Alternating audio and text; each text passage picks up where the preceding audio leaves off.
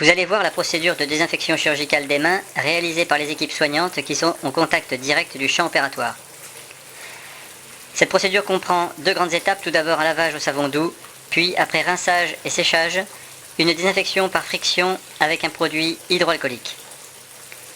À chaque étape, le but de la manœuvre est d'essayer de ne pas repasser sur une zone déjà préparée, proche des mains, pour ne pas la ressouiller avec des zones moins propres, proches des coudes. Vous voyez ici un chirurgien se lavant les mains selon la première étape. Se préparant pour son premier patient de la journée, il effectue un premier lavage-rinçage, prolongé par un second lavage avec le même savon doux. Ses ongles sont coupés courts, sans vernis. Ses mains sont nues, sans aucun bijou. Il s'aide d'une brosse et d'une mousse, la mousse réservée pour le lavage de la peau, la brosse ayant un effet mécanique plus important réservé aux ongles. Ce lavage s'effectue, comme vous le voyez, des doigts jusqu'au coude. Pour information, sachez que la désinfection chirurgicale des mains s'intègre parmi de multiples procédures et recommandations complexes mais précises et indispensables, avec celle notamment de la prescription d'antibiotiques dans certains cas, celle de la préparation de la peau du futur opéré, celle de l'environnement chirurgical, du bloc opératoire et de la salle d'intervention, celle encore concernant la tenue du personnel.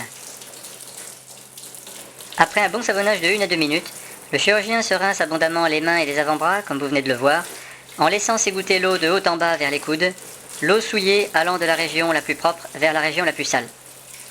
Puis il se sèche soigneusement la peau par tamponnement à l'aide d'un essuie-main, au mieux stérile, à usage unique. Ces procédures ont pour but de réduire le risque d'infection dite nosocomiale. Ces infections surviennent en général par la contamination de la plaie opératoire, par des bactéries, virus, spores ou encore des champignons. Ces agents pathogènes arrivent dans la plaie soit par voie aérienne, avec des particules en suspension dans l'air, soit par la peau de l'opéré lui-même, soit par les mains des opérateurs. Puis, c'est la deuxième étape.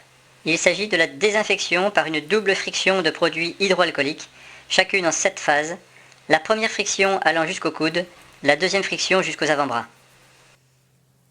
La désinfection chirurgicale des mains des intervenants au niveau de la plaie opératoire permet ainsi de réduire considérablement les squames porteurs d'agents pathogènes au niveau de la peau. Entre deux interventions, la procédure prévoit de passer directement à la deuxième étape par cette double friction avec le produit hydroalcoolique, si bien sûr les mains n'ont pas été souillées entre-temps.